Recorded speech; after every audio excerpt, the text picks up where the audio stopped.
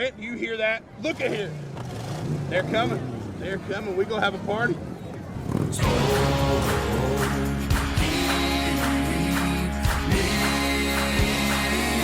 I'm talking good on barbecue. Hey guys, welcome to this episode of the Old Boy Podcast. Today, we have a great one lined up for you.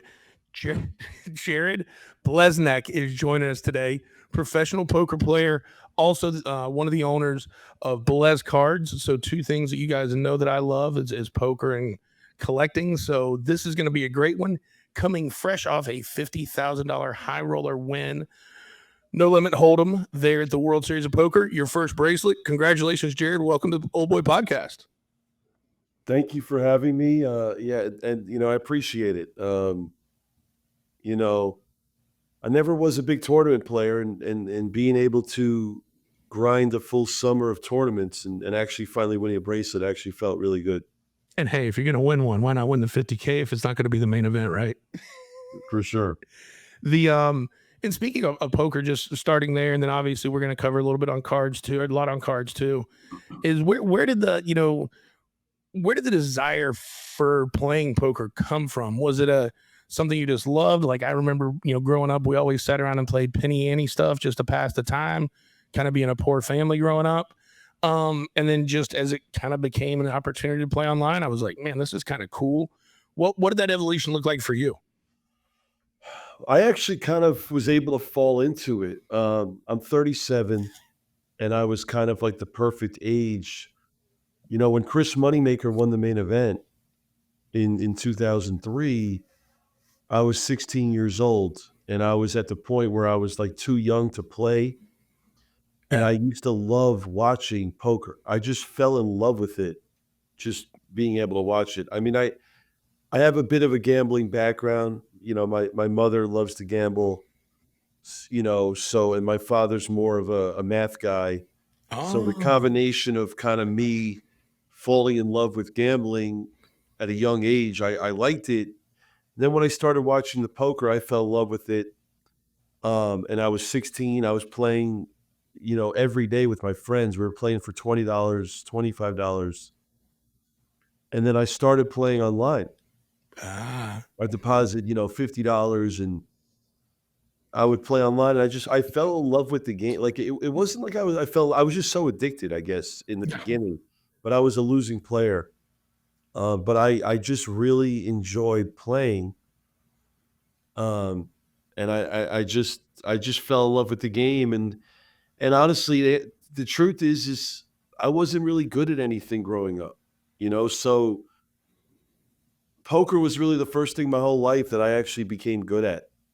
I was decent in basketball growing up. I could shoot the ball, but I wasn't talented by any stretch at anything. So then to be able to kind of find this game that I really enjoyed, and I was a losing player for the first, 15 to 18 months. I probably lost $2,000 to $3,000 over a year and a half, playing, which was a lot at the time, when you're 17 years old. Absolutely. You don't really have any money. I never had a real job my whole life, so I just think I fell in love with the game. And then once I went to college, then for some reason, I don't know, something just clicked. And when I got to college, I started winning like real money. My first semester, I think I made like $50,000 in college. Shit.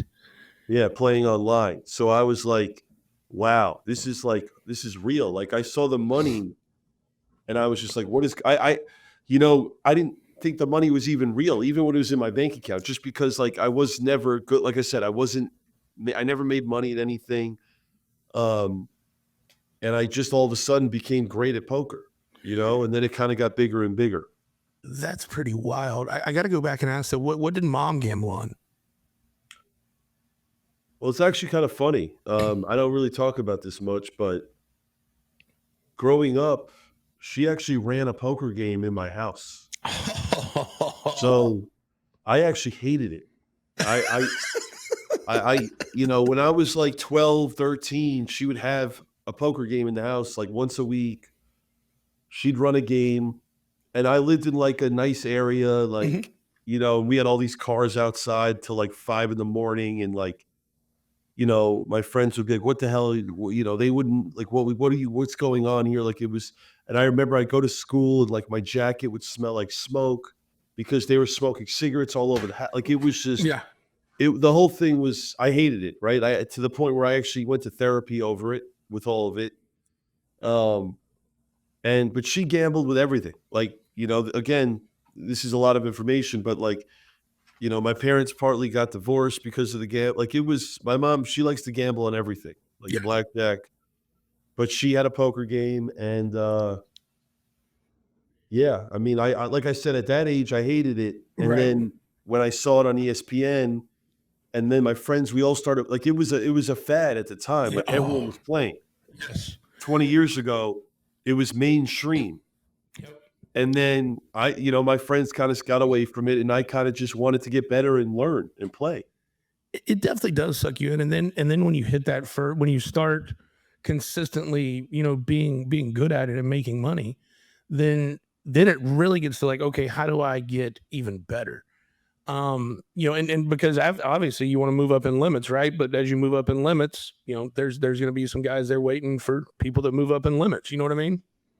I I did a podcast like this in 2009, 15 years ago. And, it's still online somewhere. You could find it. There's a video. I look like a little kid, like I'm a child, like. And the funny thing with that podcast is like I was playing the biggest games in the world at 21, Damn. right? I was playing or 22. I was playing the biggest games. Like there's articles, you can look it up, like my, online, where I Yep. was winning and losing $100,000 a day at Uh, 21, 22.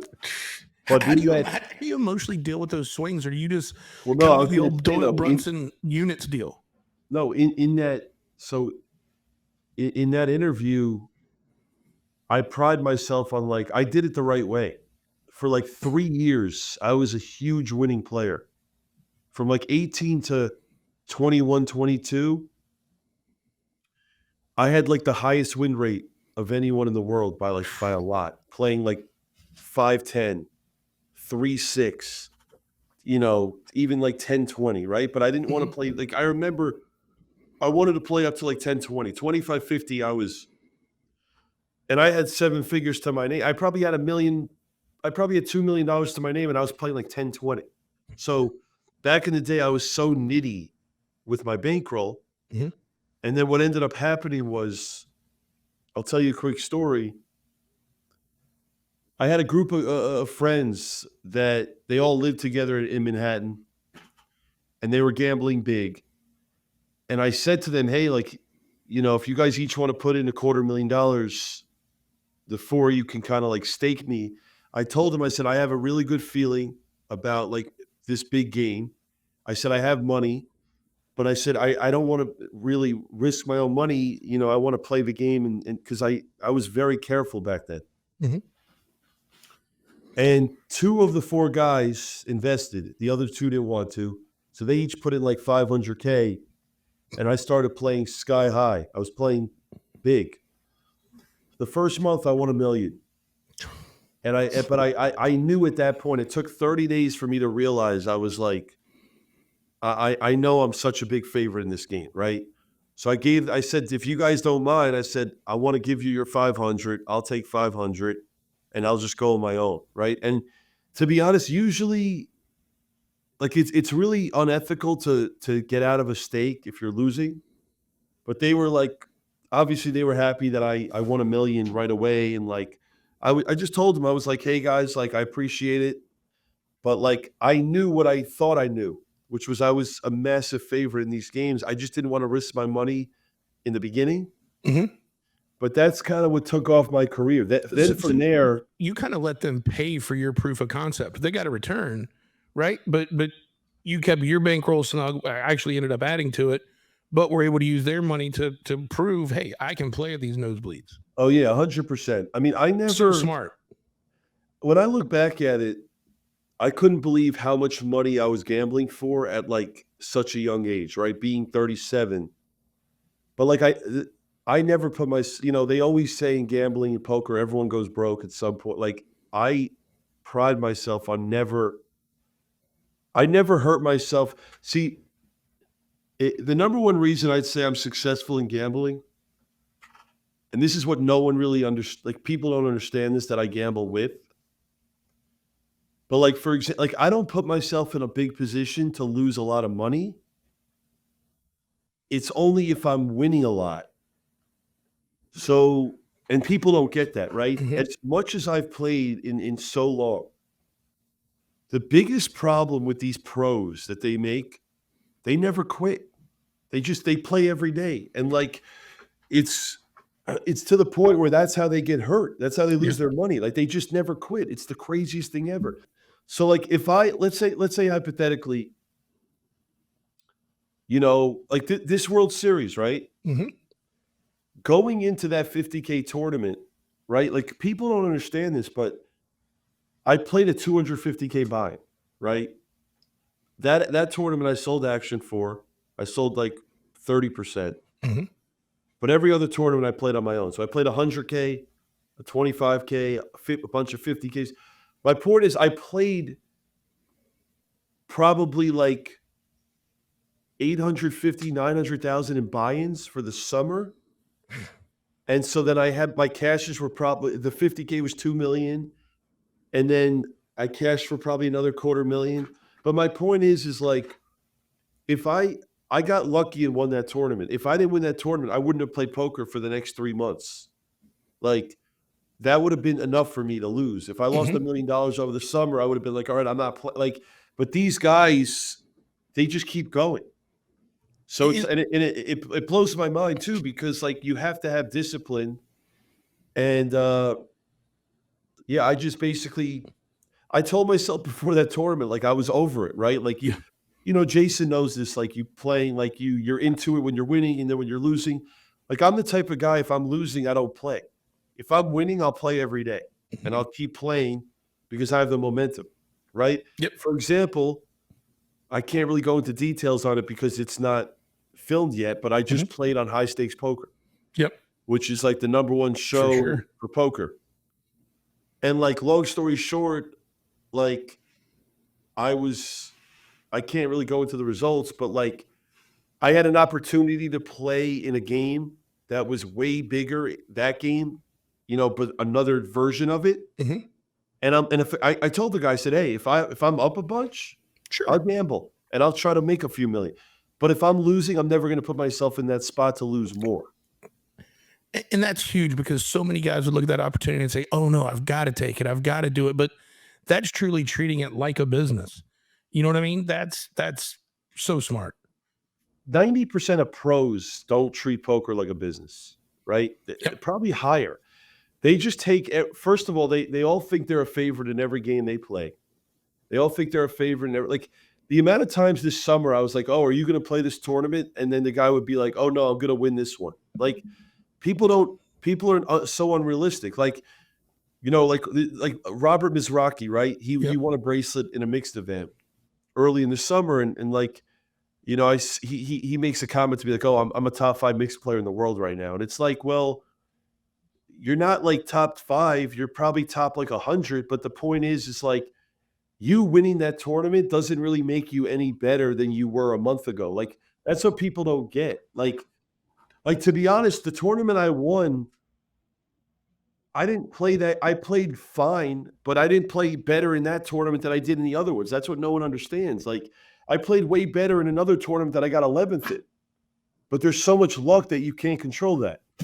That's way different worlds, but I'd say the same thing about competition barbecue. Some of my largest paydays in competition barbecue were not the best 4 categories I had turned in the last 6 months, but just based on the judges that tasted it, that's where it ended up that day. So very, very similar to what you said. You catch a fucking bad beat or bad, just yeah, it can knock you out of the tournament, but it still doesn't mean that all that play up till that point, which you made the right play, you just got fucked. It doesn't discount it. It's just damn, that was a tough way to go. It's my business is the same as poker, right? When you get dealt aces, Yep. anyone could play them, Yes. right? When you get dealt, like, my point is, when you have good days of good luck, you're not doing anything that great, right? Yep. When you get all the bad cards, you're not doing anything that bad, Yep. right? Yep. It's the other times when you're in the middle. Yes. What do you do with 9-10 suited? What do you I was do? about to say 7-8 suited. So that's so funny you said that. So 9-10. like that, those are the hands where it's like, okay, well, breakers have big days. Well, the number one, like, we had probably one of the biggest days in the history of the company yesterday because you had two huge releases of sports cards. So it's like, it's not the breaker that's selling that product. Like, if the product's hot, Yes. anyone could sell it, right? Yep. It's selling the products that people don't want and getting them to buy that. That's what makes you elite. It's like, it's in any profession. Totally agree. I do got to say, one of the coolest flex moves I've seen since we just talked about breaking and poker was taking a time extension and breaking. And I think you pulled a Lamello. But that to me was so funny. You're like, no, I'm going to take this time extension. I play faster than you guys anyway. Let's break, let's break this box. And by the way, great advertising for your other business too. The funny thing is, all my best ideas, they're never like planned. That's what makes them great ideas. They just come Yeah, organically. Yeah, you just go with something. I went with it, and I didn't think it'd be as good as it ended up being. But that being said, I mean, that thing, that clip went completely viral, and like, I think I think it was the perfect time to do it in the perfect tournament. Yep. If that was a 5K buy-in, I don't think people care. Yep. That was a tournament, the first ever 100K PLO, which that's a lot of people consider me the best player in the world at Omaha. Mm-hmm. But in that game specifically, like, I've been pushing the tournament directors to run a higher buy-in because they have all these big no limit events. And I've told them, I said, listen, like, run a big PLO event. People will come. And so I'm actually, yeah, so I went with that and ended up winning. Yep. The content around that was so, and the event got a lot of coverage. It was all Yep. over, like, it was on multiple platforms because it was the first ever PLO. So it ended up working out. And then, like, I'm fortunate that next month they're doing it again, which is great. Got to go back and repeat. It's funny too because this is going to sound crazy, but I played poker professionally for like 12 years, or probably like 10, like, where I was playing just strictly on poker. Mhm. I've had my best year ever at poker in the last year, and because I never played tournament poker back in the day. Mhm. The last year I have a first, a third, and a first in 50K plus buy-ins. Yeah, that's solid.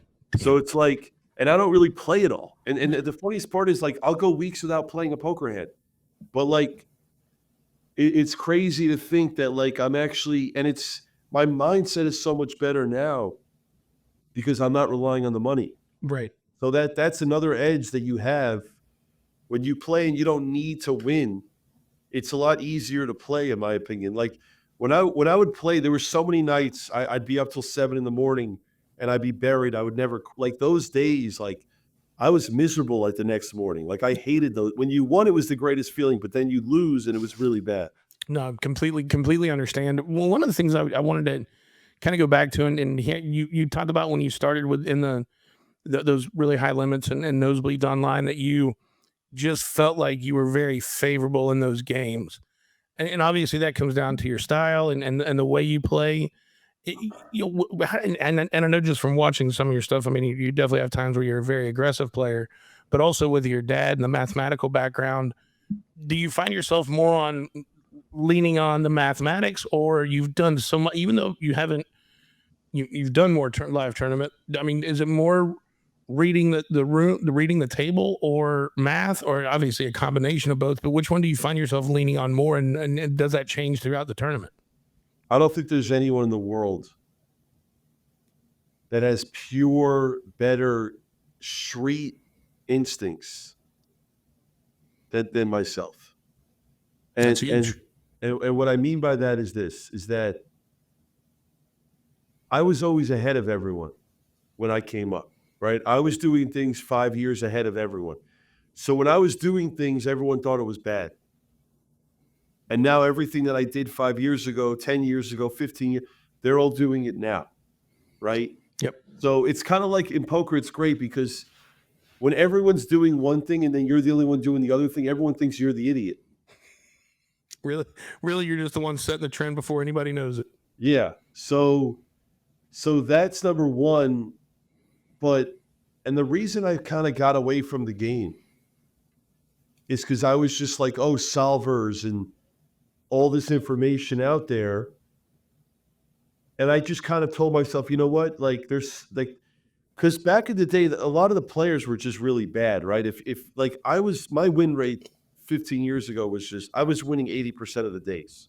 4 to 5 days I would win, which is insane. And if I was playing someone head up, I would just beat them like, I just beat everyone playing heads up, like pretty much everyone, right? So like, but now I couldn't do that now because there's so much information out there that like you can't, it's like you're almost playing a computer at this point. Right. So that's kind of why now what's interesting is that like if everyone started on the same playing field, I'm going to win, right? Mm-hmm. Now the problem with me is I don't put like I don't it's weird, but like my whole life I never studied for anything, right? Like I never did well in school. I can't really sit in front of I just can't get myself to study. So like I can't sit there and look at stuff for hours. Like that's not my style, right? So my only version of studying poker is like going over hands with like friends, right? And what do you do in this spot? But for me, it's like, like I can't. The good thing I've realized now is that my style is almost better for tournament poker because these guys actually do so many bad things in tournaments that I never thought. Like the biggest thing, for example, that I've like in my success is not caring about the bubble, the money. That stuff is huge because like I've learned if you have chips in a tournament going into like a bubble stage, it's so valuable. Use them. Like I'm going to tell you one hand that's describing everything I'm telling you right now. Okay. Okay? This was the best hand I played the entire summer, playing 50 days straight.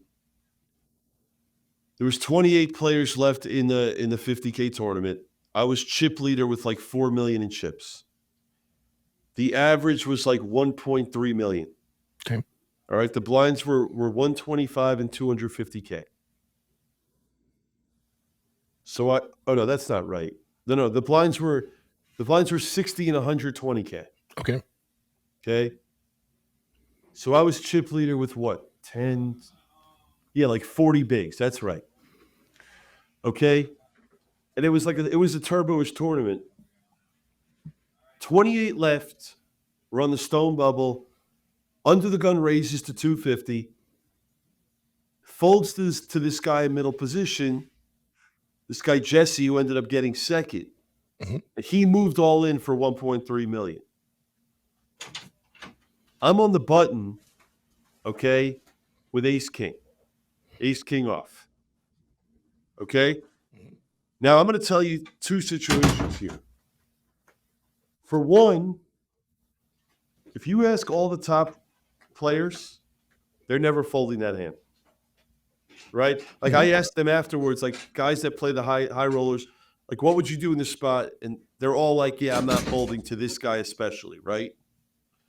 Well, for one, it's a 100K bubble, right? The min cash.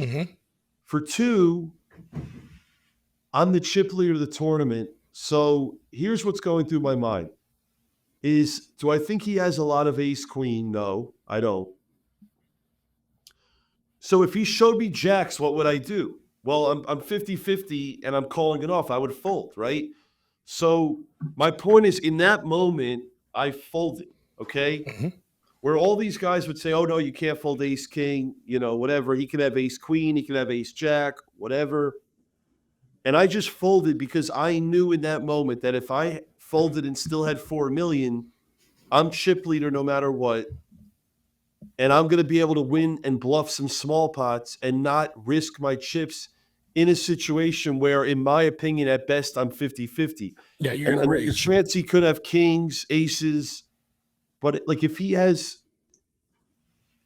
I feel like he has ace queen there like 5% of the time, right? So the other 95%, he either has a pair or he has, he has tens plus, or kings or aces, and I'm in bad shape. And if he has aces, I'm dead. If he has kings, I'm 30%.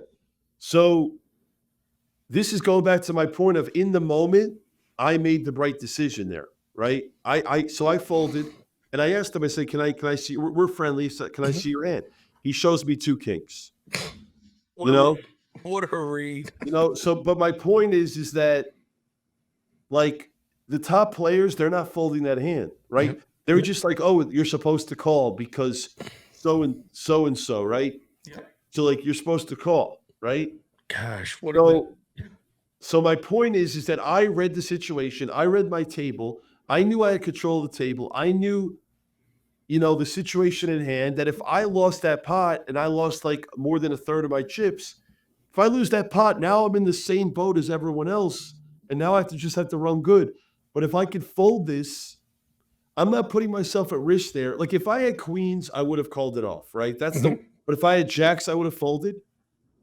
And even if I had ace king suited, I probably still fold because of my logic. Mhm. I understood, but man, So that is a cerebral level of play. I mean, that's like you said, most well seasoned pros uh, wouldn't lay it down. most of the top players would not fold. A and B, they don't know how to read, because that's the thing. If you're just going off of like computer stuff and solver stuff, like that doesn't play into fact like the situation. Like this guy Jesse, who's become a good friend of mine. I love the kid, and everyone thinks he's some like crazy player, which he is. Maybe in a 5K or a 10K, like, but not in a 50K with a 100K. But he's not just throwing the money in there, like, and people don't get that. Yeah. Like, I'm the number one player in the world for that, right? Like, Mhm. people love playing cheap with me because I just dust off money. But it's like that sets me up in bigger spots. Yes, but that's why you're doing so well. Like you talked about, and that's just a different level of thinking. That's damn.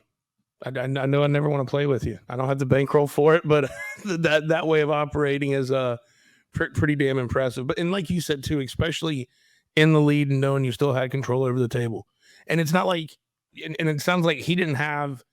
Obviously, the guy folded because you asked him to show, but he and it didn't sound like even if the other guy could cover him up, he still only jumps up to 2-6, and you still got plenty of leverage there. Exactly. No, exactly. And like, because that's the thing too, right? Is like, I notice how tight these guys play towards the money. It is insane. Yep. Like, it's so exploitable how tight they play. And Agreed.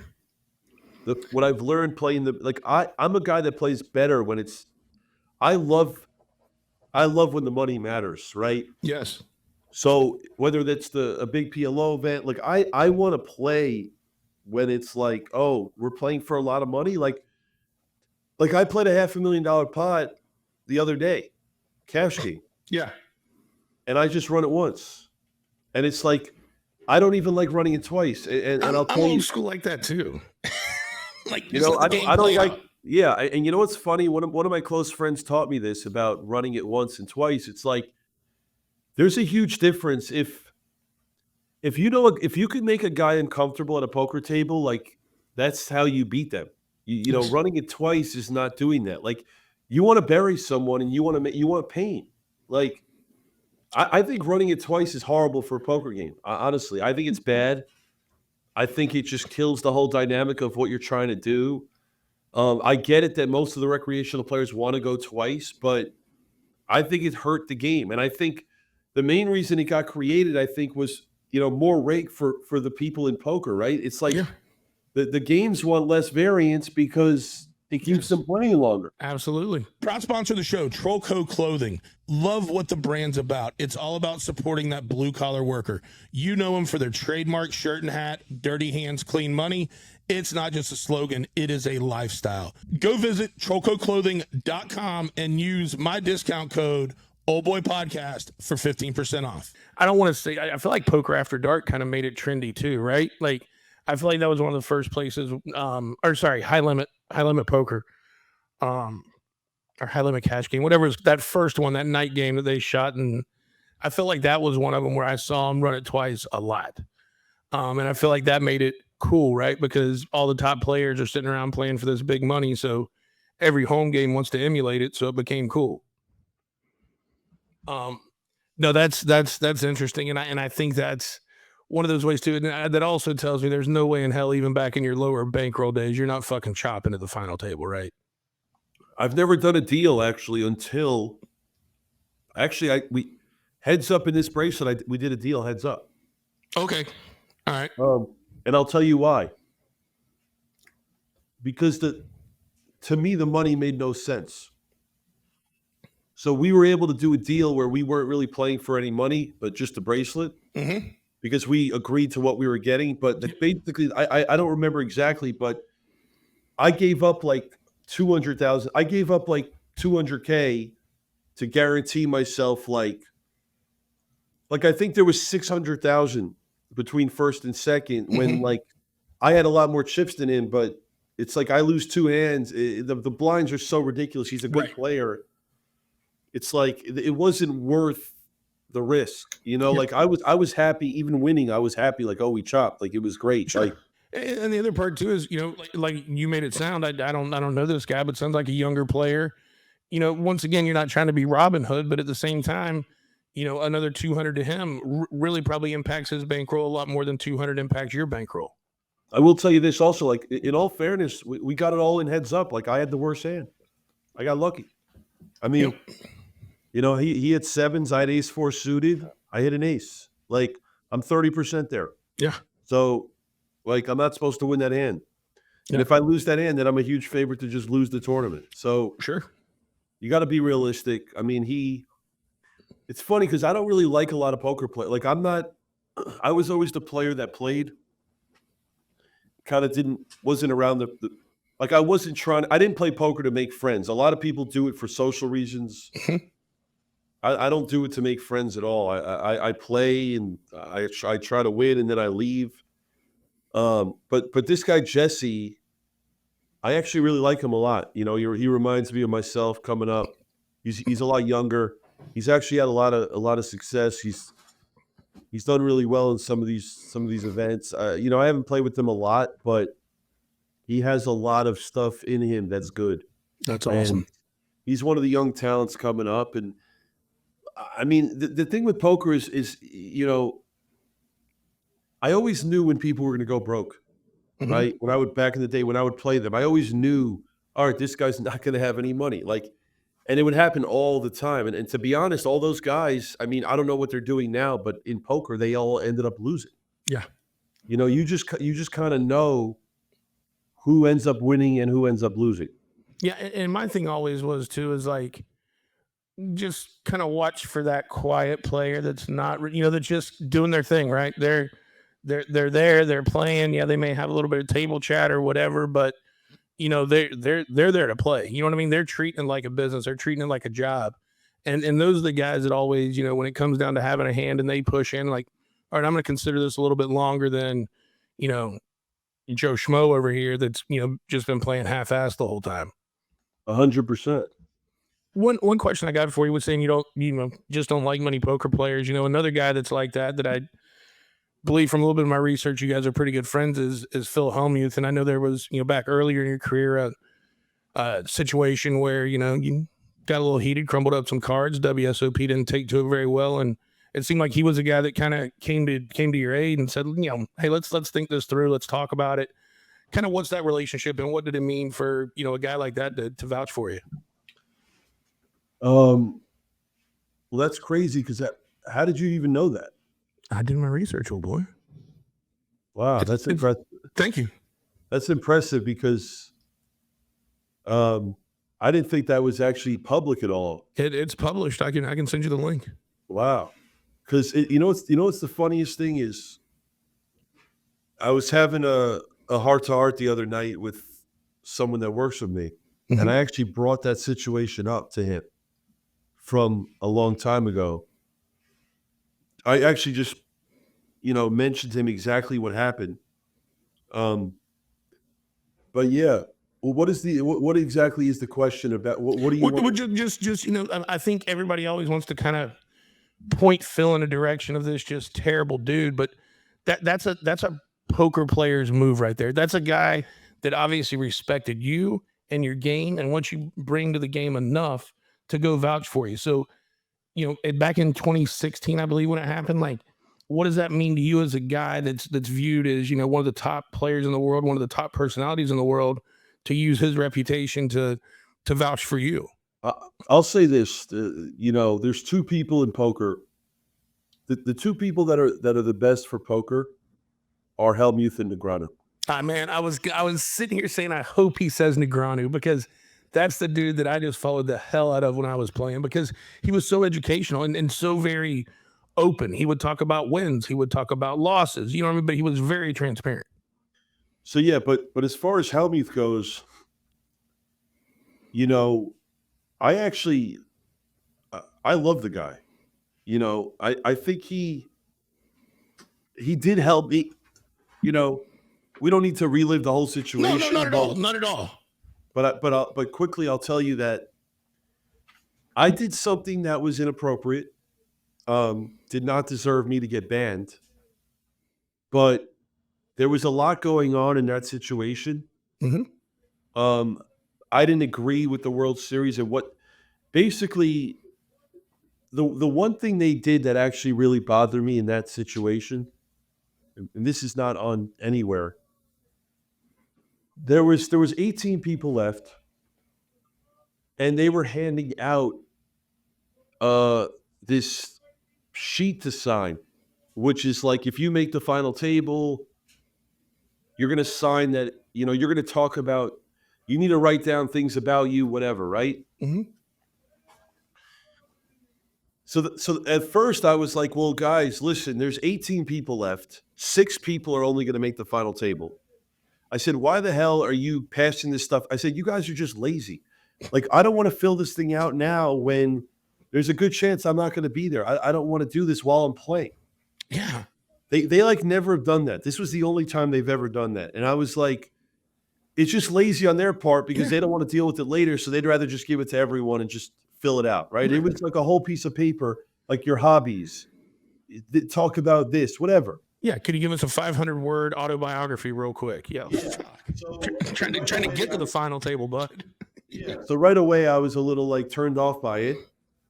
And then there's 18 people left, and I just started losing every hand.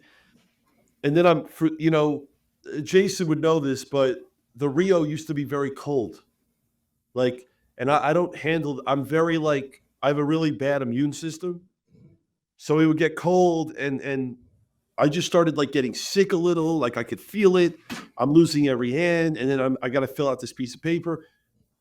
So I get knocked out of the tournament. It was like the worst stretch of 30 minutes I've had playing poker. So then what happened was it was draw. I go all in, I lose. I like rip up one of the cards or whatever. I throw the card. And the next morning I try to go register for another tournament, and they say, oh, like, you're banned. That you found out at the cage? I found out at the cage. Oh my God. So here's the reality of it. It was the weirdest thing ever. I go to the cage the next day to play the next tournament. And I go to buy in, and the cashier's like standing there, like, you have to wait. And I'm like, huh. And I have no idea. I'm not thinking anything of last night. All of a sudden, Jack Effel, who was like the number one guy at the World Series, comes up to me and he's like, "You know who I am?" And I'm like, "Yeah." And he's like, "Well, we saw what you did last night. Did you rip cards?" And I was like, "Yeah." What I did was not that bad. But I think they were just heated in the moment and surprised. And then the next thing you know is they threw me out. I drove to LA at the time. I was seeing someone living in LA, and I was miserable, right? Sure. But I had a lot of guys like Mike Matusow, Mizrachi. Like, I had old school players like speak on my behalf, like, "Oh, Jared's a good dude," or whatever. But honestly, those guys weren't going to be able to get through to a Jack Effel, right? Yep. So then, being friends with Hellmuth, I called him and I was like, "Phil, here's the situation. Here's what I did." I told him the truth, and he's like, "Jared, honestly, like, it's not that bad." And I'm like, "No, it wasn't." But like, at the time, I wasn't a big name in poker. I was only playing cash games. I didn't play a lot of tournaments. But I said, "Hellmuth," I said, "Phil, like, can you talk to Jack for me? Can you help me with this?" Like, I mean, so they made me sign all this stuff about never doing it again. And then I was reinstated, within a week. That's awesome.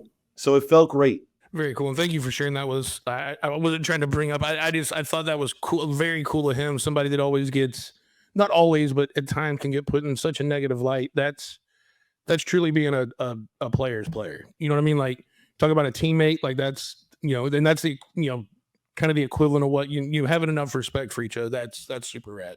Hellmuth is not really acting that much when he's on TV. It is a little acting, but it's real. So what I mean by that is like, this guy hates to lose. Mm-hmm. He's one of the most competitive people. I played a lot with him this summer. And that's why he's been successful. Yeah. I mean, he hates to lose. He's a phenomenal talent.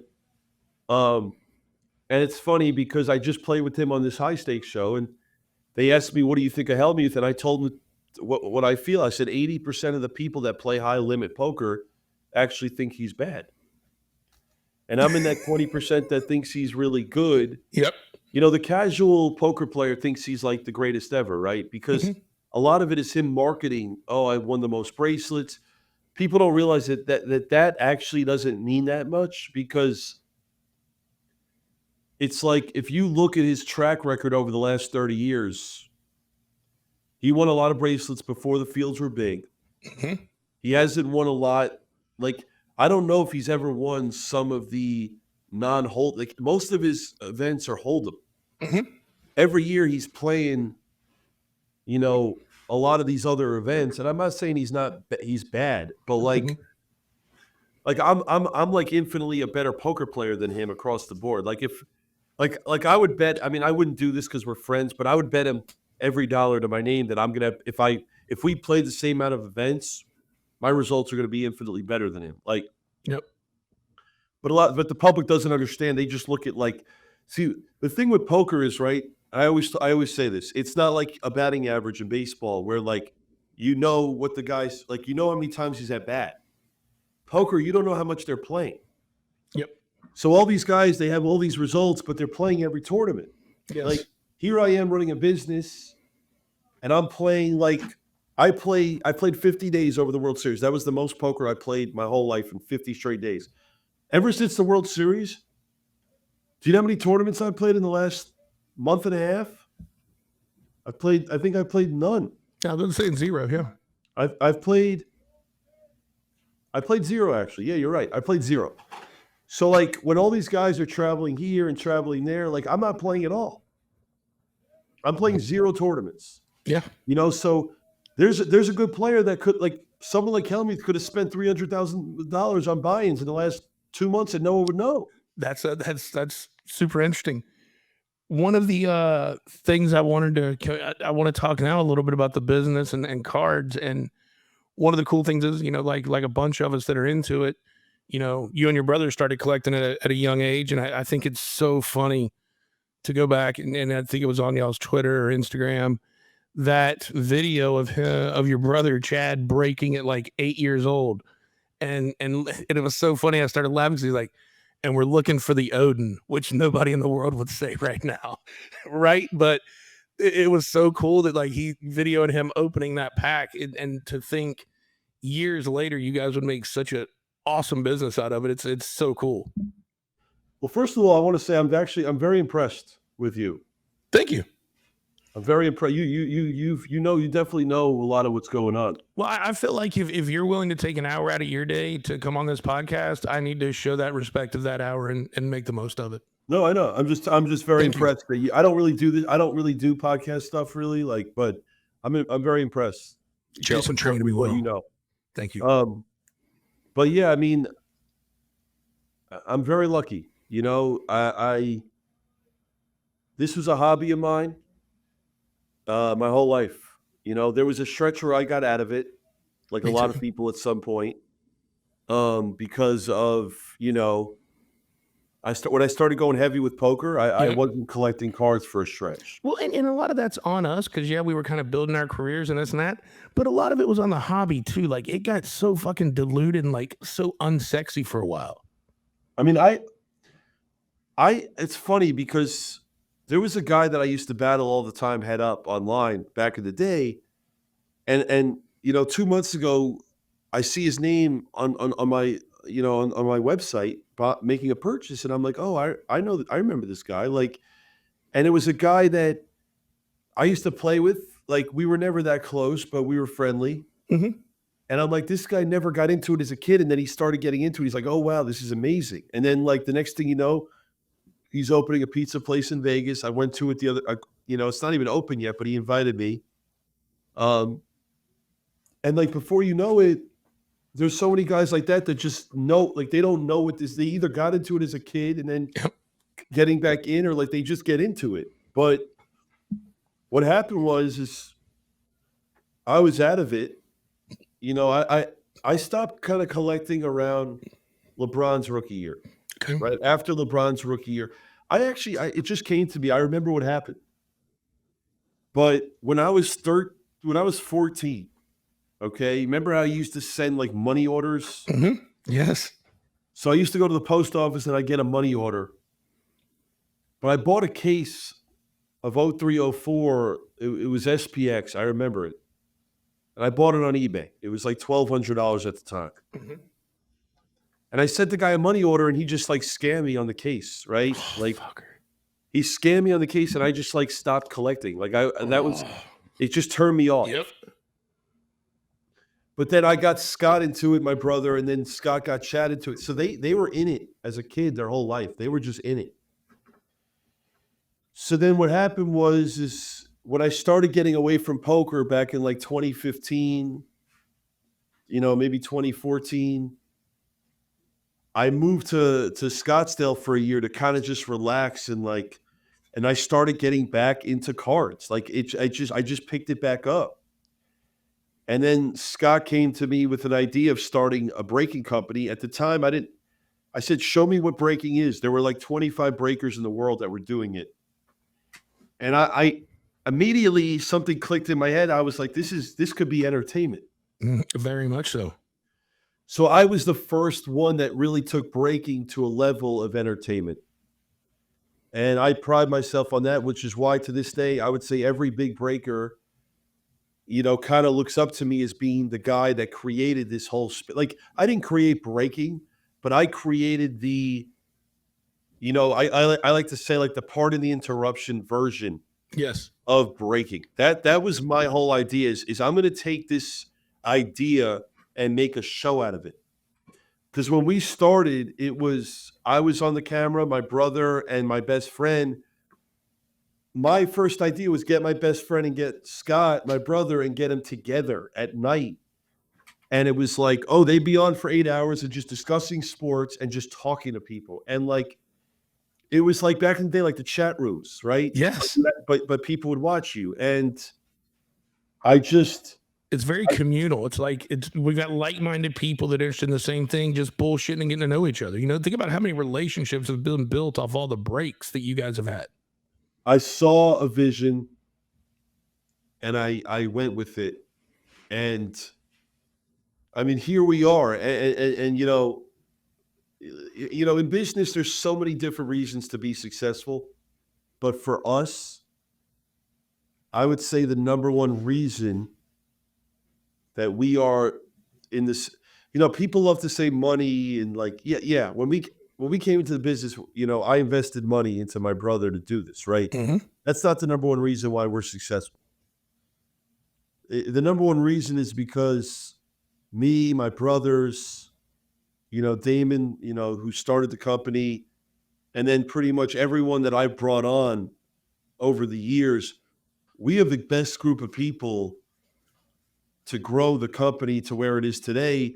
But more importantly, my brothers lived this was their whole life. Like, someone like Jason, who I've met through this industry, who's a collector, he bought with us because he's like, oh, like, you guys know your shit. You know cards. Like, Yep. I want to hang out with you guys because you know what's going on. Like, we would, bullshit about similar stuff. Like, I know he likes wrestling and like, Mm-hmm. it was that it's entertainment, but it's like getting to know people and like this, like this box of cards, right? Yep. I mean, you could have bought this box. It's the same box with us. It's the same box you're going to find everywhere else. Yep. But there's a reason why we sold probably 10 times more than anyone else in the world of it yesterday. It's because people want to buy with us because we know the product. We understand the market. We understand the industry.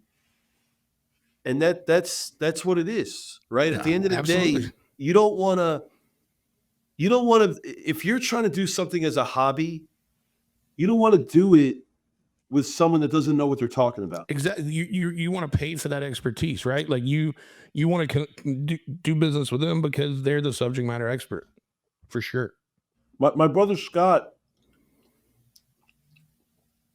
this guy loves cards more than anyone you'll ever meet. Like, he goes on stream, he'll go on 18, 20-hour sessions with no stoppage. And having the time of his life. Yeah. Yeah, and it's like, and he loves it. That's like, authentic. That's passion. You can't create that. You either got it or you don't for whatever you're in. It's like, Scott, what are you gonna do? What do you want to do for your birthday? He's like, oh, I'll go on stream. Like that's what he wants. That's what he wants to do. Like, I mean, like for me, yesterday I had like one of the greatest days of my life yesterday, just because we stretched out so many different avenues of like selling product yesterday. I mean, yesterday's sales-wise was the best day in the history of the company, and it was because we had a plan and we executed it. And I had Chad breaking, who's like a big name in the hobby, Mm-hmm. Scott, myself, and we had all our, breakers on at some point of the day. I mean, I'll tell you right now, like yesterday, we were literally streaming. I'll tell you how many hours. This is going to sound crazy, but do you know how many hours we streamed yesterday? How many channels you got? We were actually about, I think it's 7 or 8. I Think would about how bet many hours we streamed yesterday. 80. 105. 105 hours were streamed across. Wow. I think it's 4, 5, 6, 7. Wow. But that's amazing. Holy smokes. So 105 hours. I was up at 6:30 in the morning. I went to bed at 5 a.m. I keep looking down. I'm having a little soup here. I haven't had lunch yet, and it's 2:00. So like, I woke up. I came here to, do this. Like, and the thing is, that's 15 hours on average each stream, right? So like,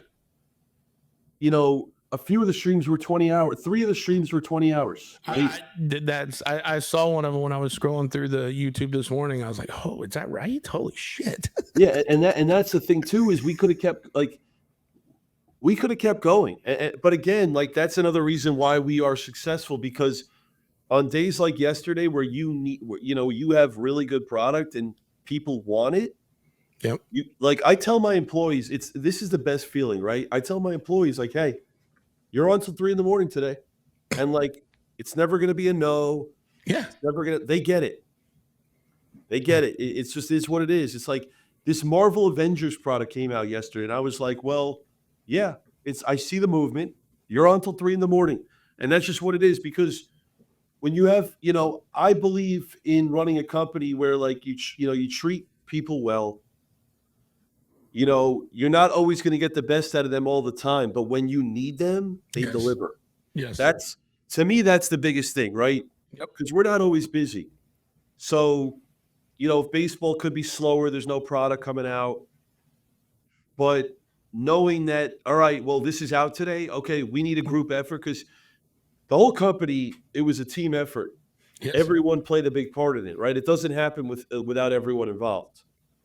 So, but it was a perfectly executed plan, and I love when it plays out.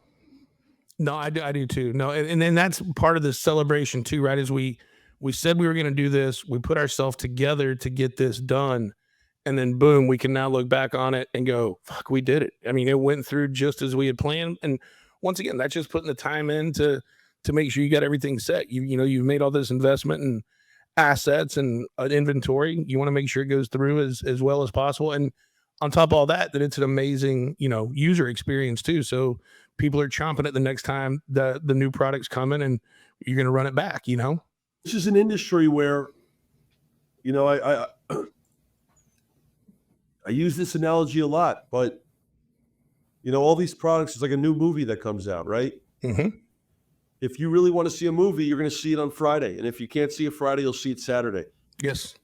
These products, the people that love this stuff, they buy it the day it comes out. Absolutely. A week later, if the product's good, they'll keep buying it. Yes. If the product's not good, then they're not going to keep buying it. Speaking of kind of what the industry has done and the growth and this and that, how do you feel like about, like, I know you guys were just at the Fanatics Fest, the National. How do you feel about some of these big shows? Good for the hobby, over commercializing the hobby? What's your 2 cents on it?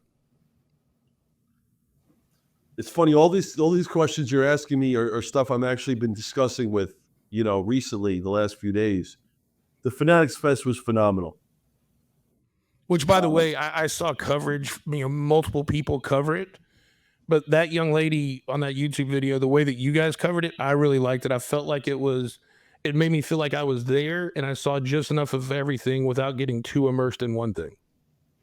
You talking about Erica? Yes. Oh yeah, no, she's amazing. I mean, Fanatics had an idea. I had a meeting with Michael Rubin and Mike Manuel. Okay, name drop. Damn, that's strong, old boy. Let's go. Well, no, this is what happened. Yeah. So I'm going to tell you what happened. So we had a meeting in Cleveland at the National. And Mike Mahan, the CEO of Collectibles, great guy,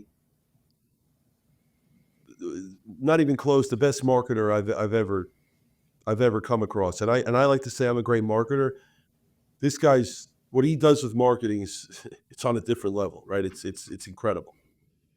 But he looked at me and he said, Blez, like, I said, let's do $1 million break at Fanatics Fest. And he wanted me to kind of be the guy to do it. And I didn't tell him it wasn't, I kind of did tell him it wasn't possible, right? Because we were 2 weeks out, $1 million break. I mean, yes, could I have done it? Yes. But the way that we were talking about it, it wasn't going to be possible. And the reality is I only had so much time. So I had a time slot. Mm-hmm. So I said, Mike, listen, I said, I love where your head's at with this one, but I said, there's not enough time. I can't break $1 million worth of product in 3 hours. It's impossible. Unless I'm opening 0304 Exquisite, which I couldn't find a case. And the one case I did find, the person wanted to overcharge me, and on principle, I didn't want to buy it. So I said, listen, so then he came to me and he called me later that week, Mahan did. and we were talking about it and what we were going to do. And I put a lot of thought into it, and I put a lot of effort into it. I had to acquire a lot of the products, and we came up with something we agreed on. And they said, we're going to help you, with some athletes. They didn't really say who, but they went out and got me Peyton Manning, which was unbelievable. They got me Allen Iverson, which, that video went viral with me and Iverson. That was one of the greatest clips. And then they got me this guy Quavo, who is a huge rapper. I mean, I don't really know him, but he's obviously a huge influencer, a guy. So, and they were going to get me Jake and Logan Paul actually as well. They were scheduled, but I didn't want to say anything just in case they happened to flake out, which they did. But they had to deal with a Mike Tyson thing or whatever. But they wanted me to be the guy at their event. And we want you to host this big event at Fanatics Fest and, break of the century, break of the decade. This guy Shine, who's one of the biggest collectors in the world. We went out the night before. He took me out, and I was like, Shine, I'd love for you to be a part of this because, everyone in the space knows you, and some of this product. Like the older stuff, I didn't really know it well. So I said, hey, why don't you break it? Why don't you? And he loved it, the idea of it. I wanted him to open it. He bought it to the break as well, but the whole point of it was kind of like we had a plan, and it, like I said, the Fanatics idea, who they ended up getting me was amazing, right? I that was one of the greatest moments of my life, being able to do that. And I texted Mahan the day of, and I said, I'm going to make you proud. I'm going to deliver. I'm going to make you proud. I just, for some reason, when I need to shine, I deliver, right? And it didn't matter if it was Peyton Manning or Iverson. I got in there, and like it ended up turning into something that it wasn't really supposed to be. Like it wasn't supposed to be this talk show hosting, whatever. But I was like, you know what? I'm going to make it that. And I started asking him all these questions, and it was really good. And a lot of people actually told me that they were impressed with how I went about it, that I should be doing some sort of commentary and stuff like that. But yeah, the overall event was incredible. I mean, if you're a kid, go into that. It's the greatest experience ever. If you're like a little kid, I never had anything like that growing up, so that was amazing. But we only ever had a card show at the mall that was 10 minutes from going out of business. That's all we had. Yeah. So like, I mean, growing the hobby, it's unbelievable. They did an unbelievable job with it. I mean, it was my bar wasn't too high just because it was a new thing. The marketing behind it was really good, but they did a really, really good job.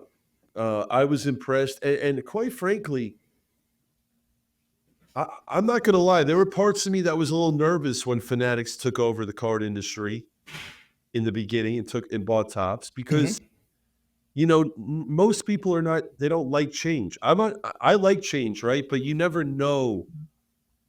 But I'll tell you right now, the job that the Fanatics has done in our market, I can't, the last 2.5 years, the amount of good things that they have done for the hobby, it's just, I mean, they've done more in the last 2.5 years for this hobby than the last probably 100 years of this industry. It's crazy. Going back to the 30s and 40s, whatever it may be, right? They have done so much in the last few years, and they will ultimately be the reason why this space gets way bigger with time. And you're just seeing it now. The market right now is at an all-time high. Meaning, I'm not saying all the cards are valued at an all-time high, right?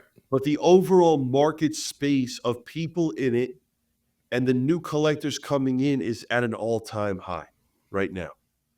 And when you look at Fanatics and what they've done to grow, the marketing they've done, the products being made so much better. Like, and I'll tell you right now, the products are more money now. Yes. But I always told them this. I said, listen, if you're going to charge more, it's fine.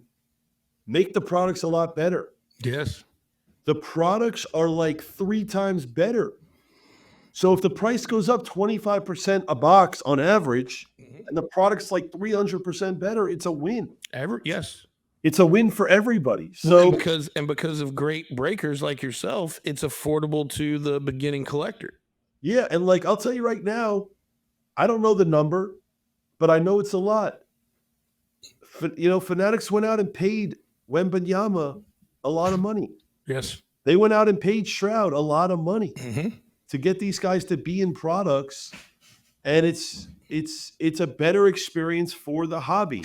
And you know what? Everyone complained about, oh, Panini, they didn't get the Wemby, the license. The way that it ended up playing out was better, right? Panini does a good job putting their brand, they have great brands. So their brands sell themselves. And Topps also has great brands, but now you mix that in with the autographs. Like this Topps Chrome box that came out yesterday, it's not licensed. It's unlicensed product, and it's selling for almost $700 a box. I did put $1 million bounty on the Wembanyama Super. Saw that. I did do that, because I believe in this, in him, and I believe in the product, and I believe that this card one day could be worth over $5 million. But more importantly, like, when I'm breaking this, people in the stream like, oh, some people don't like it. It's not licensed. I said, listen, I don't care about a bad player's card in a product like this. You're chasing the hottest guy in basketball, in Wembanyama.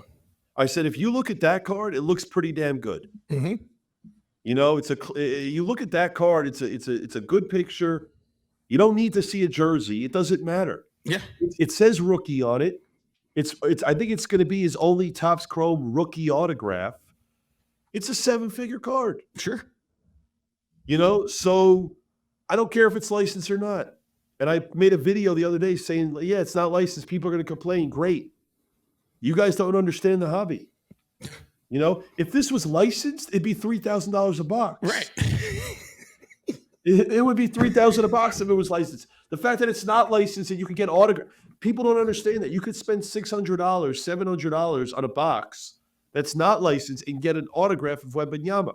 Or it could say Spurs on it, and you're going to pay $3,000. What's better for the customer? Yes. Paying $700. Yes.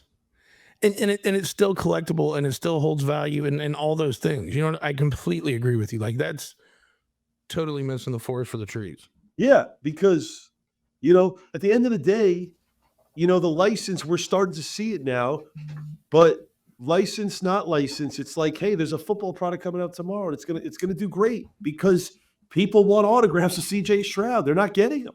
Yeah. So realistically, like, the job that Fanatics has done across the board, I mean, they literally have I have met so many people in their company, right? I've been fortunate enough to spend a lot of time with some of their higher up guys that work at the company, and they all work together to grow this, right? You have guys in a space that are like, all right, well, I'm going to go get the athletes, right? You got Michael Rubin going out there and doing everything that he's doing. Michael Rubin's out there in the Olympics. He's sitting there first row, like the guy cares. Absolutely. The guy cares. He doesn't have to be there. He wants to be there. The guy's there at every game. Like Michael Rubin literally has attended more card shows in the last 18 months than, you're talking about, one of the richest guys in the world. Yeah. The guy's going to card shows. He's sitting there with kids. He's giving them a good experience. You see Mike Mahan, right? Yeah. He's got a kid. They didn't just throw money at it. They've immersed themselves in the hobby. Listen, I get a picture last week. My guys are at Burbank, the card show here, and they're taking pictures with Mike Mahan. Like, where else? I've met with Rubin in the last 2.5 years. I've probably met him 6 or 7 times. right? And I've Yeah. been able to have conversation with him. Like, Yeah. what other? I mean, this guy doesn't have to give me the time of day. Right. I'm a nobody to him, right? Mhm. But I was able to spend, 30 minutes to an hour with him every time and talk to him about the hobby. Like, I have so much respect for that, for a guy on his level to want my input on the future of this industry, right? Yep. I mean, I was lucky enough, Mike Mahan, came from Dick Clark Productions. He's huge with TV, and he knows everyone in that world. And obviously, he's done some really big things. But to come into this space and for him to do what he's done, I compliment him all the time, and I'm brutally honest, right? I'll tell them, Mhm. hey, this product ended up being a loser, right? So they like that. But the reality is like 2.5 years ago, I would tell them, hey, this is wrong. This is bad. This needs to get fixed. This product, you need to kill this product. You can't make this anymore. All right, now 2 years later, Blez, where do we need to be better? And I used to complain about price, right? I would complain about price because the cards, like I just said, the value wasn't in the products. I just told you though, now the products are more expensive, but they're a lot better. So I'm okay with that. Yep.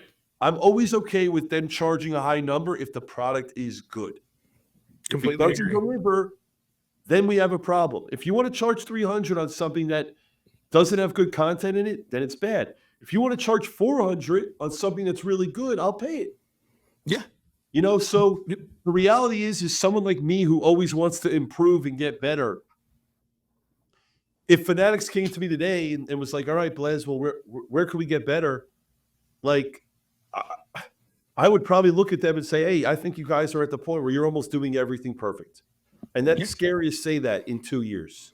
It's It's scary to, they had shipping issues. They had quality control issues 2 years ago. Their calendar stuff was way off. Like, confidentially, I got reached out the other day about they're asking me my opinion about, something they're asking. They respect my opinion. They're asking me questions of what they're doing.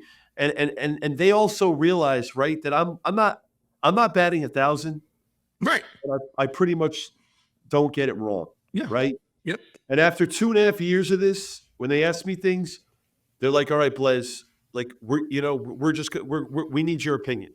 Where do we Because price this product? You've Where earned do the we trust, though. Yeah. But that comes with being right over and over and over. When I show my face in day one and I'm like, hey, this is what I think needs to happen. This is what I think you need to do. Like, I'll take a lot of credit. The configurations of a lot of these products, I'll take a lot of credit for that. I'll tell you that I'm a lot of the reason why they're reconfiguring some of this stuff. Like, but they executed it to perfection. And the biggest thing with me with them is I don't do what's best for me. I do what's best for everyone. The hobby. Yep. That's what the number one thing that they love about when I speak. I'm not saying do this for me. Do this for me. No. I'm saying do this because every breaker will have a better way to sell this product than everyone else, right? So Yes. for example, if a product's a 12-box case and the cost is like $4,000, my response would be make it an 8-box case so cost is like $2,500.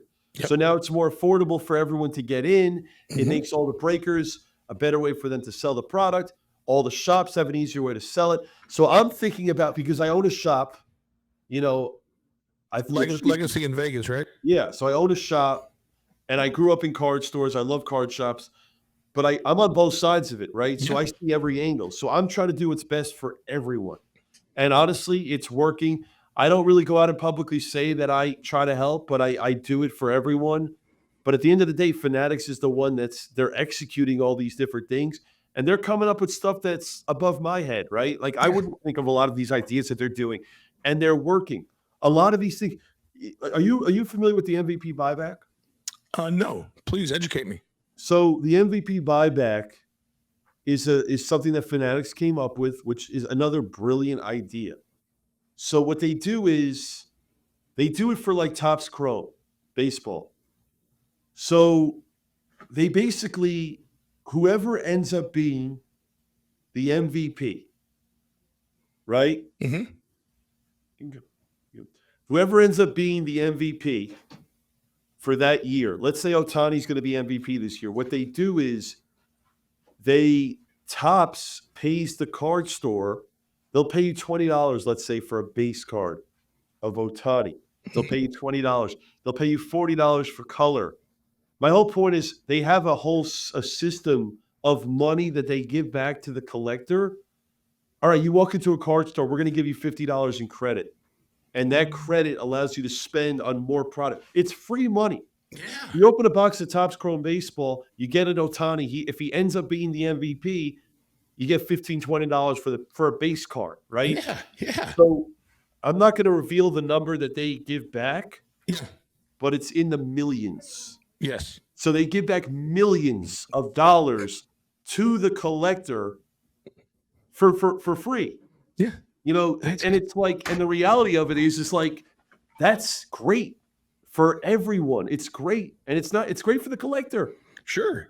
Because they're opening a box of Topps Chrome Baseball knowing that if they get an Ohtani color, they could just redeem it for like $60 in credit. Yeah.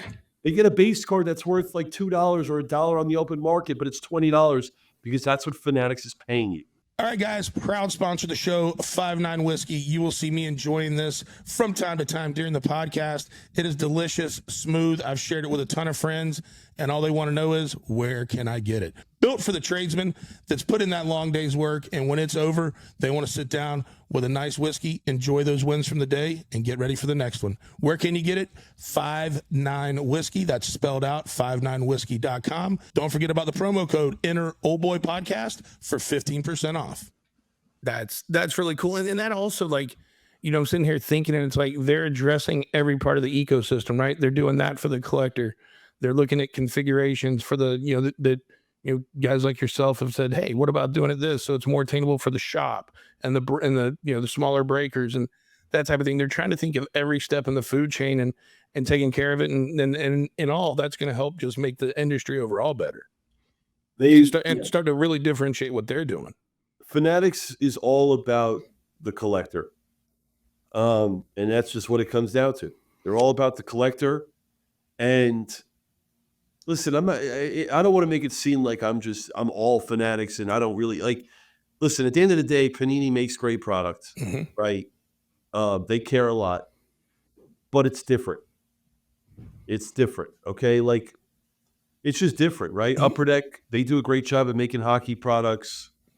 This Avenger product just came out, which is, phenomenal. I'm not into that stuff, but it looks really good. But what Topps and what Fanatics do is they go the extra mile. Yeah, like I even think just like this, it's been pretty popular in social. Like even the collab they did with lids, that's a pretty cool product, right? Some of those hats are pretty fucking neat. You know what I mean? Like, just as somebody that's like into sports, like yeah, you'd like to get something that's got some value in it, but shit, some of those hats you just would want to rock anyway, just because they're cool. Well, I mean, if you look at it like this, right? If you were talking earlier about Fanatics Fest. Mm-hmm. I was on that stream for 4 hours, okay? I was on with Michael Rubin. I was on with the owner of the Guardians. I was on with this guy, Cuevo, Peyton Manning, Allen Iverson, okay? If I had to pay for all that, it would have cost me hundreds of thousands of dollars. Yeah. If I had to pay for all of that. Yeah. Okay? They wanted me to be the guy hosting that. Right? Yeah. So think about what I'm telling you. I didn't pay for that, right? That is an experience that I'll remember the rest of my life, A. But B, more importantly, is I delivered on what I was going to do, which was be the star of that show and get more people into the hobby and basically tell Peyton Manning why you need to start collecting cards and do my part. And they did their part. They're like, I don't know the numbers that like, I got 30 minutes with Peyton Manning. I got 30 minutes with Allen Iverson. Yeah. If I wanted to go and pay for that, it's going to cost me 6 figures. Yeah, easy. Right? Yeah. So for Fanatics to be able to say to me, all right, Blez, we want you to be the guy to do this. The number one reason they did that is to grow the hobby, right? They're doing it to grow the hobby. And like I told you before, it's stuff like that. Like Grant Williams, right? NBA player. Mhm. He was there live. He opened a box. He pulled a Luca RPA to 10. He got a $500,000 offer. Damn, that's wild. He bought the box for 10,000. But you know what? He's now gonna go on his private plane with his team and say, "Hey, I pulled this Luca RPA." Like I have, a guy that works for me calls me yesterday. He's like, Backer, half the Colorado Rockies want to buy cards, right? Yep. This is what's happening in real time. So like that type of, how good that stuff is. So, and the beautiful thing, like we have athletes that buy with us all the time. Mike Trout was in that break that I ran. He was in the break.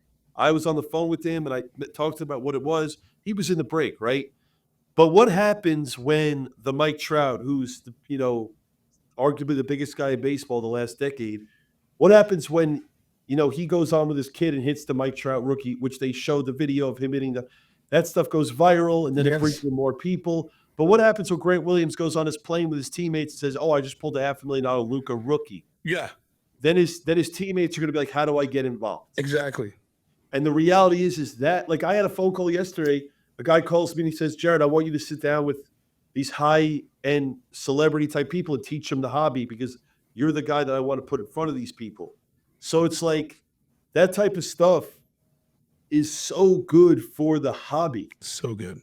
It's so good. Listen, as good as Mike Mahan is in marketing, right? Best marketer I've ever met. As great as that is, if you could get an athlete like a Mike Trout to open up a box of baseball cards and get a Mike Trout rookie autograph, that's the best form of marketing you could ever do. Yeah, because now every Mike Trout fan wants to know more about the industry, right? Like, well, man, this is I'll what give you Mike the and best his kid do. Why don't me and my kid do this? Yeah. I'll give you the best example. You look at our company. If you look at our company, people say to me, "Oh, Blez, how much money do you spend on marketing?" The marketing is like me. Like the marketing is me opening that box of 101 at the poker table. That's free marketing, right? Yes. The marketing is what I'm doing because you can't pay for that. That's why it puts us at the top. Absolutely. You can't pay for me being at the feature table in the main event, opening a box of a case of Bowman Sapphire. You can't pay that. There's a reason why. And I was playing with Eric Seidel at the table, and I looked at Eric Seidel. I said, "Eric, we're moving tables because of me, not you." That's what I told him. And Eric Seidel was one of the biggest things in poker. But me and him are friends, so we were joking about it. But I told him, I was like, "Hey, they want me to be on this." And he's like, "Yeah, I get it." But my point is that is the stuff that, like, that's the best marketing that you can do. For sure. Like, because this Iverson video, it's over 2 million views in 5 days. It's 2.2 million in counting and just on my Instagram account in 5 days. There's no amount of money you could pay for marketing of that. No, it isn't. No, it is. And that's what makes it fun too. And I think that's what's going to continue to make it grow. And I think what they're doing is amazing. And the fact that you've got to be such a part of it. I mean, it has to be so cool because I feel like five Fanatic Fest from now, I'm going to look back at this as one, holy shit, this set the stage. But then also, my gosh, what's it became? You know what I mean? I really feel like with their investment and what you guys are doing, like it's an exciting time to be getting back into the hobby. The number one thing that Fanatics does as a company is it doesn't matter how good of a job they do, they're always looking to improve, right? Yeah. They're never content. That is the number one thing about them is it's like most companies, they have a great show, great, let's do it again next year. No, not with them. With them, they're thinking, how do we do it a lot better? They keep raising the bar, right? Everything they're doing. You see it with these products, right?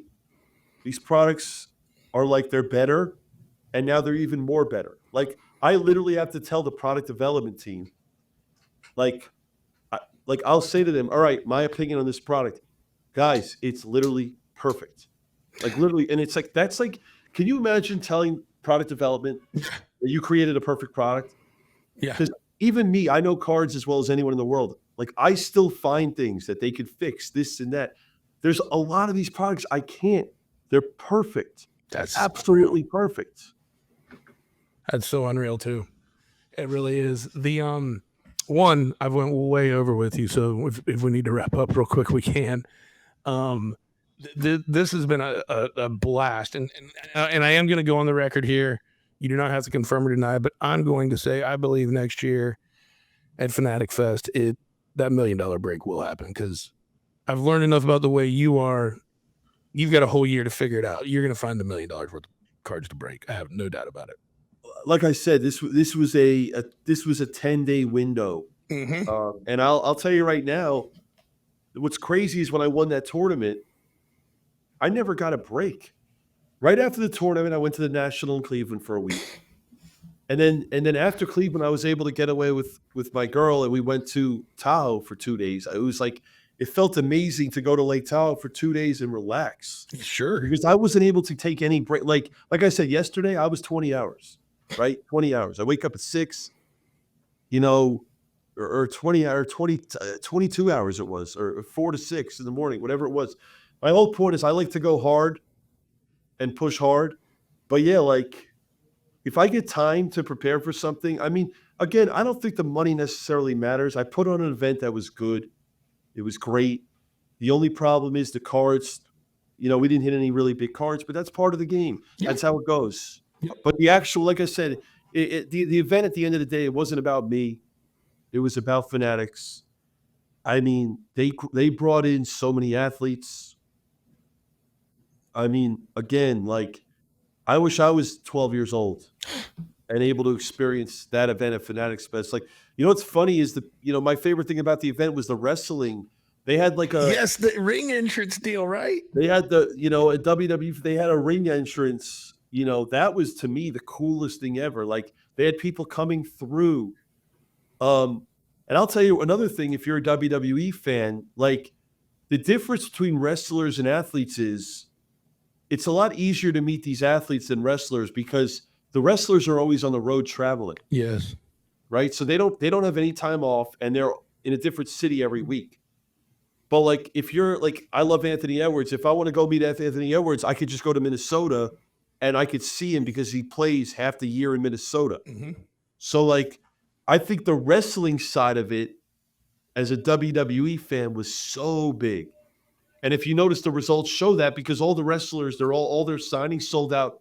Like, I think the wrestlers outperformed all the athletes overall, right? That's because that's like the one we don't. What I told Fanatics is, listen, the only hard thing about this card show stuff is that every week there's a card show now, right? So every single week, whether it's the National, whether it's the East Coast National, Burbank, Dallas, etc., you have all these card shows every single week. I could go to a card show. But for wrestling, they don't have like their own event thing that they do. They have WrestleMania. Yeah. They got SummerSlam. But like, that's just like for the diehards that go. But if you live in New York and you just want to meet Cody Rhodes, you just go into the Javits Center and you can see Cody Rhodes, right? Mm-hmm. So that's why it was so cool. And again, they're just Fanatics' goal. I don't want to say goal, right? Because they're always thinking bigger. But I think their idea with Fanatics Fest is to be the Comic-Con of sports, right? Mm-hmm. And here's what's going to happen, right? I'm going to tell you what's going to happen. They did their event. It was great. What's going to end up happening is they're going to do what they just did, and it's just going to get better and better and better. And I think there's rumors out there that they're going to do it out in California at some point. Oh. But whatever they're going to do, it's only going to get better because that's what they do. They just improve and improve and improve. I completely agree. I mean, just like you said, look at what you just as a brand in the industry, what they've done the last 2.5 years, and I think they'll use that same mindset to continue to grow the event. I'll tell you this: for what they did their first time was way more impressive than, when they started making the newer products. They were good, but they still had leaks. Mm-hmm. This for the first time was so good. That's progression. That's improvement. Real quick before we wrap up, one of the things we play a little word association game, if you don't mind. Just throw a name at you, kind of 1-2 word answer, and then we'll wrap up with just making sure everybody knows where to go and find you guys. First one I'll throw at you, Phil Ivey. Greatest player ever. Okay, well, I was wondering what you're going to say about this one after saying that. Tom Dwan. Most overrated player ever. Daniel Negreanu. Daniel Negreanu, number one guy in the history of poker. As far as, I mean, number one person for the game of poker. Yes, best ambassador. I would definitely agree. Zion Williamson. Needs to lose some weight. I mean, Zion was, you know what's funny? I'll say this about Zion real quick.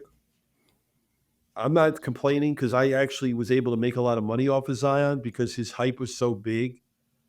But a lot of the sharps because Zion is, I mean, listen, he's a great talent, right? But there's a difference between being great in basketball and being great in our space in the hobby. But Zion is, I mean, if Zion stays healthy, put it this way, if he could stay healthy, he could go down as one of the greats ever if he could stay healthy. But it's going to take him time. He came in the league in 2019, so it's like, I don't know, Zion's, there's a lot going on there. Last two more on the basketball front. Wembanyama, and I said this last night, Wembanyama, there's a reason I put that $1 million bounty. Wembanyama, I believe, can be the greatest basketball player ever. I concur. He can. He's his skills at his size are just scary good. Being 7'4" and being able to shoot the ball the way he is. Yes. And being able to do what he does on the basketball court at what is he, 19? Yeah. Yeah. To do that at 19. Yes. I mean, you know what's funny? You know what the odds are for him to win Defensive Player of the Year right now? No clue. He's minus 200. Tell me the last time an athlete has been a minus favorite to win an award. That's like almost impossible. Like minus 200 basically says, oh, if you don't get hurt, you're going to win Defensive Player of the Year. Exactly. That's exactly what it means. Yes. I mean, think about how insane that is. And he's 19. And he didn't have a point guard last year. Like, Sohan's not a point guard. Now they got Chris Paul. I know he's old, but I want Chris Paul throwing me the ball. Yes. He's throw the ball up, and he's just going to be able to – he's unguardable. Yeah. No, he's stupid amazing.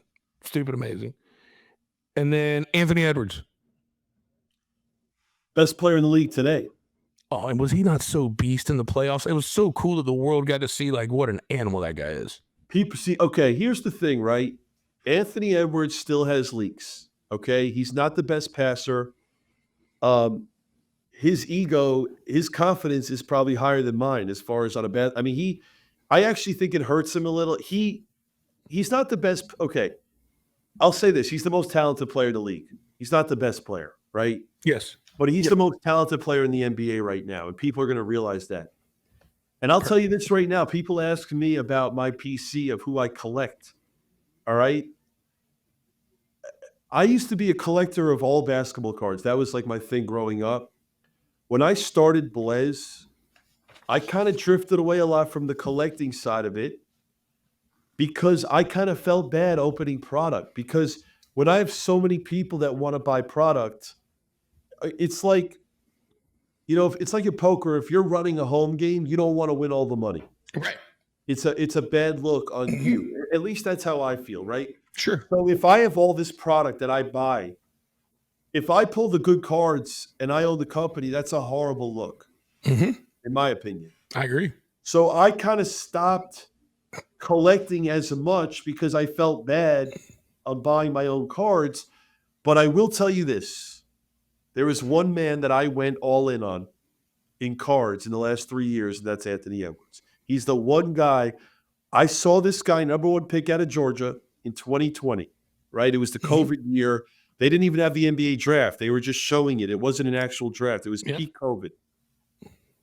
So I think a lot of people were kind of off him a little at the beginning. LaMelo Ball actually won Rookie of the Year that year when, just because he was more hyped. Edwards was always way better. Agreed. But the thing with Edwards is I took a big position in collecting it. I believed in him. I was never a Minnesota Timberwolves fan, but I saw things in him that just reminded me of Jordan 3 years ago.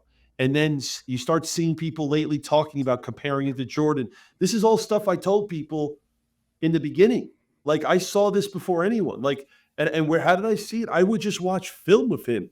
I would pull up YouTube and just watch these clips over and over. I'm like, what this guy is doing isn't real. Like, Yeah.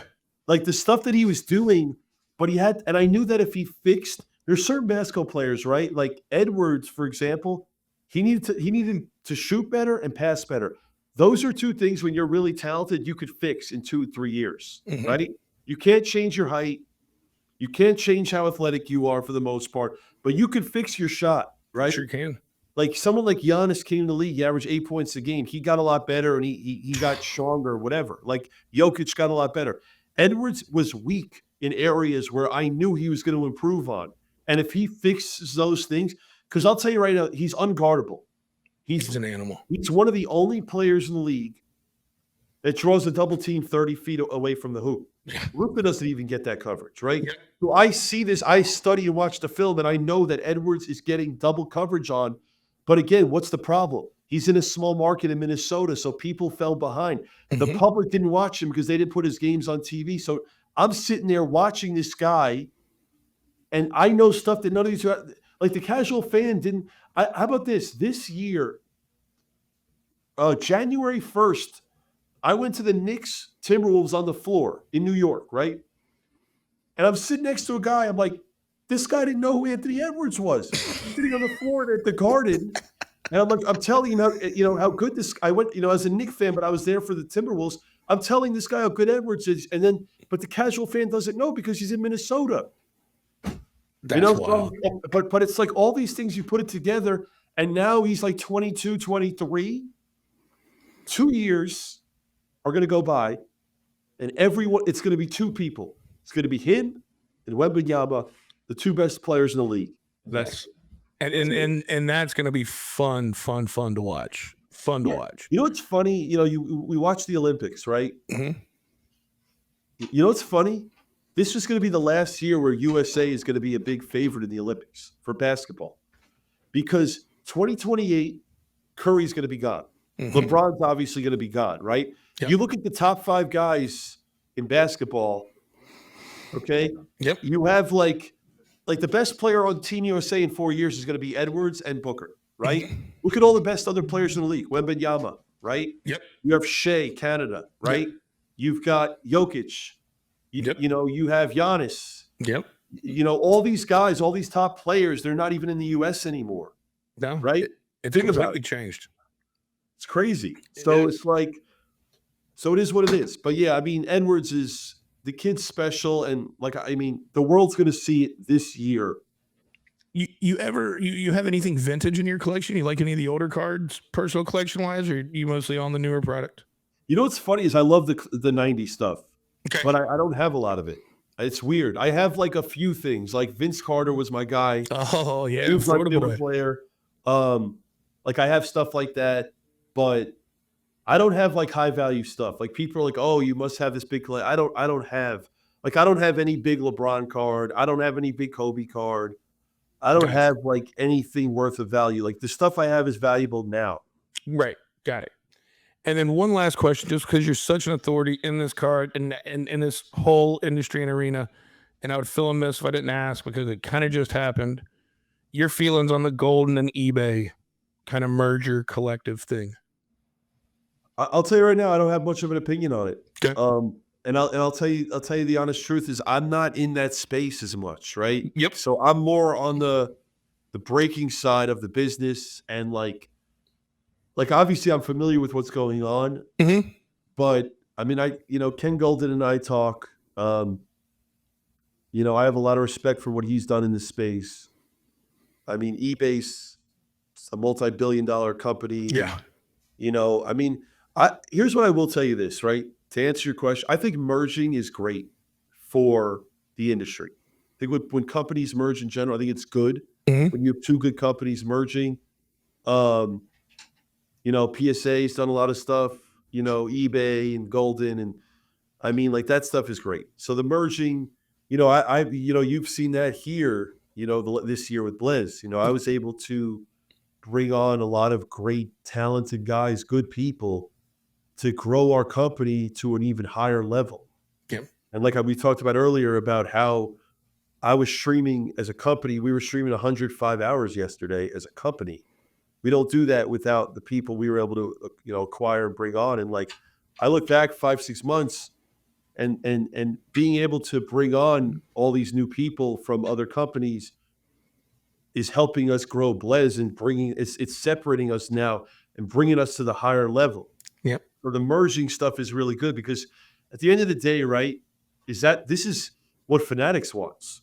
Sure. They want this too. They want powerhouse companies like Blez to take over the space. They don't want 500 companies, right? Yes. They want the big, they want it to be like you got your Verizon, you got your AT&T, you got your T-Mobile. They want a handful of guys. I mean, I'm not saying they want that, right? Right. But in the perfect world, I believe that if you have like 5 companies that are just doing all the sales, I think that's amazing in any industry. I don't think it should ever be. Now, granted, I'm actually wrong because I love card shops and they're great for the hobby. They will get people into it. But for someone like a Blez to be able to go to the next level and to bring on all this talent helps us to go to the next level. Like I said before, we don't like I could do a lot. My brothers could do a lot, but we can only do so much, right? Yep. So we have, there's no one in this space that has all the different personalities like we do. And like, I mean, you could come in my office every day. It's a reality TV show every single day. I love it. That's so fun though. So to be able to grow this, our brand and to be able to do what we've done with all these, I told you, the number one reason for our success is our people. Absolutely. And what we bring to the table. So, well, and great leadership too. I mean, when you hire the right people, one, that's a sign of a great leader, but then two, empower them and give them the opportunity to grow and do something they love. I mean, it's all the way from the top down. I mean, when you have culture and you have good people, that usually starts at the top. Yeah, like I said, you got to have people that have the passion to do it. Yep. Right. Absolutely. Not like I am very closed off with who I bring in to Blez. I don't go looking for people. That's not my thing. I'm not like, oh, okay, like let me go to the mall and go find people. I don't do that, right? I have friends. I have, I know people that are talented. I see people in the space that I think have it. That's what I want here. I want the top personalities. I want the top people of knowledge, people that love the space, right? And if I don't get like I said earlier, like my team, they busted their ass. They worked hours and hours and hours to make this all work. Like it all works together, right? So it's like I always say this: I wouldn't trade these guys for anyone. Like, I'm at the point where I'm so confident. I'm promoting other businesses on my stream. I don't care. Sure. I know I'm the best in the world at what we do. Blez is the best, right? I could promote another company, and you could go there, and you're going to be bored out of your mind. And I know that, and you're going to come right back. Sure. But sometimes in business, you wanted people to see your competition. If you're so much better than them, go there because I know what you're going to get there. Yep. And you're going to fall asleep. And then you're going to come back here and you're going to get experience. But, Blez is on last night, 4 a.m, and he's having the time of his life. And he's got 200 people in the room on a stream and no one else has 30 people. Yeah. Because I know what Blez is going to bring to the table. Yeah. Whether it's his dumb algorithm or, whatever it may be. He's going to bring entertainment to the table that no one else in this industry is going to bring.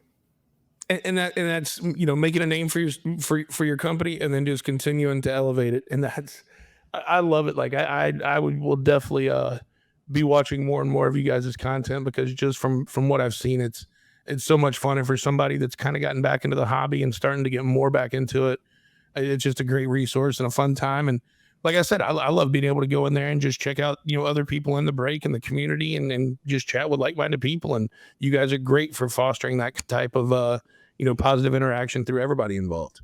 And I appreciate it. And, I love telling people like, when people say, what do we do? We're an entertainment company.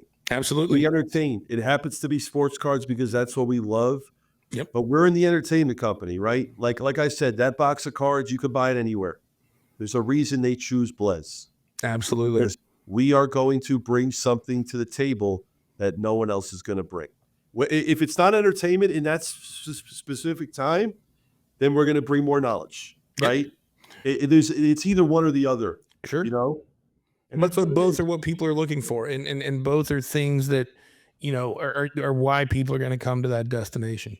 So tell folks real quick, because I know you've got multiple channels. Where can they kind of check everything out at, and any other sites or anything? Yeah, our number one platforms, Blez Sports Cards on Instagram. We go live on Instagram Live at usually 2:00 Pacific, which is for personal boxes. We have someone, usually it's Sarah. We like to call her like the queen of Blez. She's phenomenal. She opens personal boxes starting at like 2:00. And then the breaking aspect, we have our website, the blez.com, where we sell the breaks. And then it's like we have we're on 4 different YouTube channels, right? So if you type in Blez, BLEZ Sports Cards on YouTube, there's a basketball stream, a baseball stream, a football stream, and now we have a pop stream. Every stream is live every day of the week, different times, but they're live every day. They're all live at night every day. And then we also are starting to stream on the other platforms as well, like the Fanatics Live and whatnot. But yeah, I mean, we're pretty much everywhere. And yeah, I mean, I think, and the best thing about what we do is we're everywhere and we offer different service on every platform, right? Yep. So our bread and butter are breaking, which is kind of like you pick a team, you pick a color, you buy a spot for a cheap price, and you have a chance at hitting a big card. My belief is the best way to buy in. But then you could go and whatnot, and you could spin a wheel, and you could get a random at a big Wemby card or a big Stroud card. So or you could just, if you could afford it, you just buy your own box. Sure. Go on Instagram Live and you buy your own box. So the beautiful thing about this business is there's so many different ways to be able to open the product. And as product has gotten more expensive over the years, you give people a cheaper way to buy it. That's what I love about it. Everybody's got an opportunity at a price point to be a part of this hot new product. You know what I mean? Even if you got to buy, a shitty team, you still got a shot. You know what I mean? Like, and that's the best thing. One of my breakers actually just hopped in, and like he says it all the time. It's like there's so many times where you settle for a bad team, and you end up getting the best card in the break. Yeah. Like you land on like the Browns, and you get like a 1 of 1. Yep. Of whoever, Nick Chubb or whatever it is, it happens all the time. Man, I love it. You got me fired up, man. I think I'm gonna do some breaking tonight. Damn it, you're costing me money over there, Jared. Come on. I know. But yeah. But no, man, I want to thank. We went way over. I want to thank you so much for the time. What an awesome discussion, and I would love, a couple months from now, if you would be willing to, I'd love to have you back on. I feel like we just kind of scratched the surface, but know you're a busy guy. Congrats again on the big win that you just came off of, and man, like I said, I'd love to catch up again soon. This was great. Like I said, I don't really do this that much. Jason's been a friend of mine for many years. I appreciate it. I thought, like I said, I was very impressed. Well, thank you very much. Well, I definitely appreciate that. And guys, I hope you enjoyed this discussion just as much as we did. And I hope you have a great time, and tell somebody about the episode. And until next time, you guys take care. Thank you. Thank you. Thank you so much for listening to the Old Boy Podcast. Please subscribe, like, set your notifications, whatever you got to do to make sure you're getting the latest episodes. Also, feel free to go back, whether it be YouTube, Spotify, Apple. Get some of the past episodes, check those out, and always feel free to check out our socials, Old Boy Podcast. Thank you so much.